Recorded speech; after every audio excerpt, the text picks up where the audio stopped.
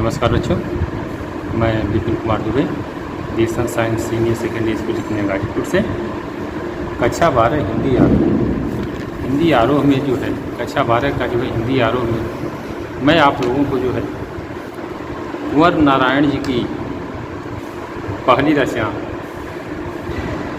जो है मैं आप लोगों को जो उसकी व्याख्या करके जो है बताया। जो पहली रचना थी कविता की वाहनी, उसकी व्याख्या किया। अब हम जो है इस वीडियो में जो है कुंवर नारायण जी की जो है दूसरी कविता जिसका नाम है बात सीधी थी पर। कुंवर नारायण जी की यह कविता है जिसका नाम है बात सीधी थी पर। ठीक है, यह कविता जो है कुंवर नारायण जी की एक काव्य संग्रह है जिसका नाम है कोई दूसरा नहीं काव्य संग्रह से जो है यह कविता जो है दी गई है। कुंवर नारायण जी जो है आधुनिक कविता के जो है कवि है। यह जो कविता है उनकी, यह जो है आधुनिक कविता के अंतर्गत जो है आती है। यह जो है आधुनिक कविता है इनकी। ठीक है, तो हम चलते हैं इनकी कविता पर। इनकी कविता को देखते हैं। क्या है इनकी कविता? बात सीधी थी पर एक बार, बात सीधी थी पर एक बार, भाषा के चक्कर में जरा टेढ़ी फंस गई। उसे पाने की कोशिश में भाषा को उल्टा पलटा तोड़ा मरोड़ा, घुमाया फिराया कि बात या तो बने या फिर भाषा से बाहर आए। लेकिन इससे भाषा के साथ साथ बात और भी पेचीदा होती चली गई। पेचीदा का यहाँ पे अर्थ होगा क्लिष्टता से, कठिनता से। ठीक है बच्चों, तो हम जो है इसकी व्याख्या देखते हैं।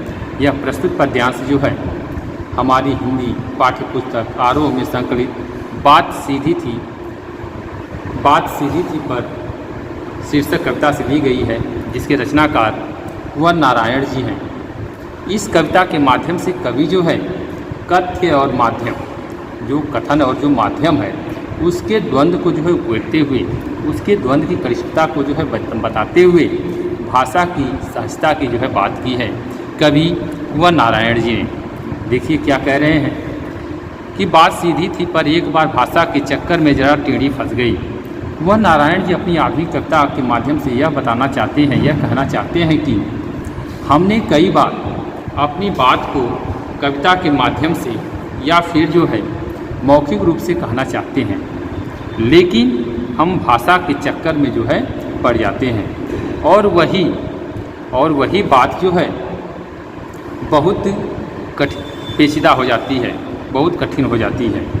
और वही बात जो है बहुत कठिन हो जाती है। कवि कह रहा है कि हम कई बार जो है अपनी बात को जो है कविता के माध्यम से या फिर मौखिक रूप से कहना चाहते हैं, लेकिन भाषा के चक्कर में पड़कर वही बात जो है बहुत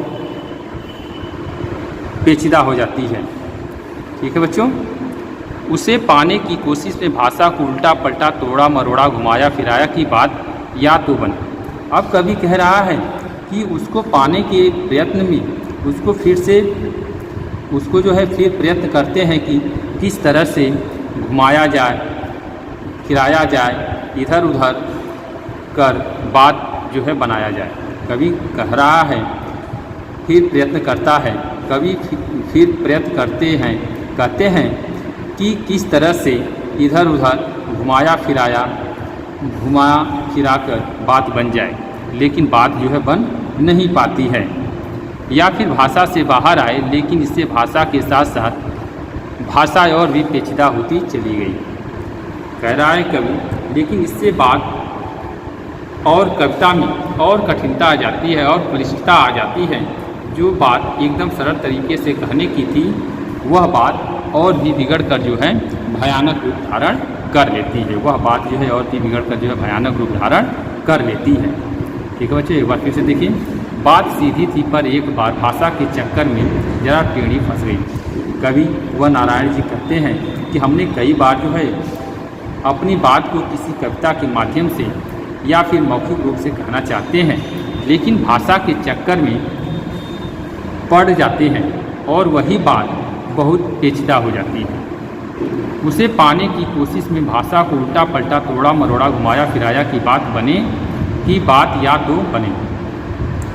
फिर प्रयत्न करते हैं कि किस तरह से इधर उधर घुमा फिरा कर बात बन जाए, लेकिन इससे बात और कविता में और भी कठिनता और भी जो है क्लिष्टता आ जाती है। लेकिन इससे भाषा के साथ साथ बात और भी पेचीदा हो जाती है, लेकिन इससे बात जो है और बात और कविता में जो है और कनिष्ठता और कठिनता जो है आ जाती है। जो बात एकदम सरल तरीके से कहने की थी वह और भी बिगड़ कर जो है भयानक रूप धारण कर लेती है। अगली कविता देखिए, दूसरी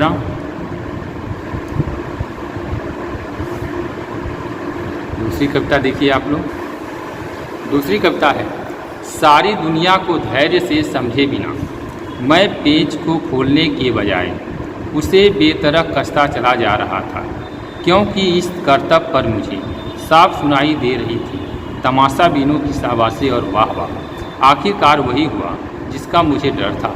जो जोर जबरदस्ती से बात की चूड़ी मर गई और वह भाषा में बेकार घूमने लगी। इस पद में, इस कविता में जो है कवि बताता है कि किसी बात को बिगड़ने पर हम उसे समझे बिना उसे और भी बिगाड़ते चले जाते हैं। ठीक है बच्चों, तो देखिए कवि जो है बात के बिगड़ने पर उसे धैर्य से समझने की जो है अपेक्षा से जो है हताश है। कह रहा है कवि, सारी मुश्किल को धैर्य से समझे बिना मैं पेच को खोलने के बजाय, कभी बात के बिगड़ने पर उसे धैर्य से समझने की अपेक्षा उसे हताश और बिगाड़ता हुआ चला गया। उसे हताशा और भी बिगड़ता चला गया। उसे बेतरह कसता चला जा रहा था, क्योंकि इस कर्तव्य पर मुझे साफ सुनाई दे रही थी।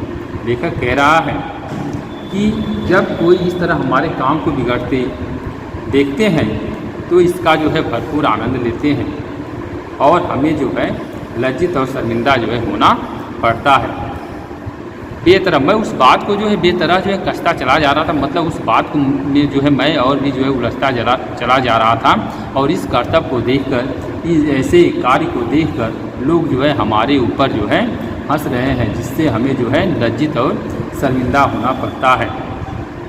तमाशा बीनों की शाबाशी और वाह वाह, आखिरकार वही हुआ जिसका मुझे डर था। जोर जबरदस्ती से बात की चूड़ी मर गई और वह भाषा में बेकार घूमने लगी। और अंत में जिस बात को लेकर कवि को चिंता थी वही हुई। कवि जिसके कारण जो चिंतित था बात वही हुई। बात को अच्छी बनाने के चक्कर में वह प्रभावहीन हो गई और भाषा की कलिष्ठता में बेकार होकर रह गई, जिससे उसके अर्थ में सार्थकता नहीं रही। जिससे उसके अर्थ में जो सार्थकता नहीं रही। एक बार फिर से देखिए, सारी मुश्किल को धैर्य से समझे बिना मैं पेच को खोलने के बजाय, कवि कहता है कि बात के बिगड़ने पर उसे धैर्य से समझने की अपेक्षा उसे हताशा और भी बिगड़ता चला गया। बेतरह उसे मैं पेच को खोलने के बजाय उसे बेतरह कसता चला गया। कवि कह रहा है, जब कोई हमारे इस तरह से बात को जो बिगड़ते हुए देखता है तो इसका जो है भरपूर आनंद लेता है। ऐसे कार्य करते हुए जब मुझे कोई देखता है तो इसका भरपूर आनंद लेता है और मुझे जो है लज्जित और शर्मिंदा होना पड़ता है। तमाशा बीनों की शाबाशी और वाह वाह, आखिरकार वही हुआ। अंत में कह रहा है कवि, अंततः वही हुआ जिसका मुझे डर था, जिसके लिए मैं चिंतित था, जिसके लिए मैं परेशान था, आखिर अंततः वही हुआ। जोर जबरदस्ती से बात की चूड़ी मर गई। बात को अच्छी तरह से बनाने के चक्कर में वह बात जो है प्रभावहीन हो गई और भाषा की कलिष्ठता में बेकार होकर, जिससे उसके अर्थ में सार्थकता नहीं आ सकी। ठीक है बच्चों, तो आज के लिए इतना ही, बाकी हमारे नेक्स्ट वीडियो में।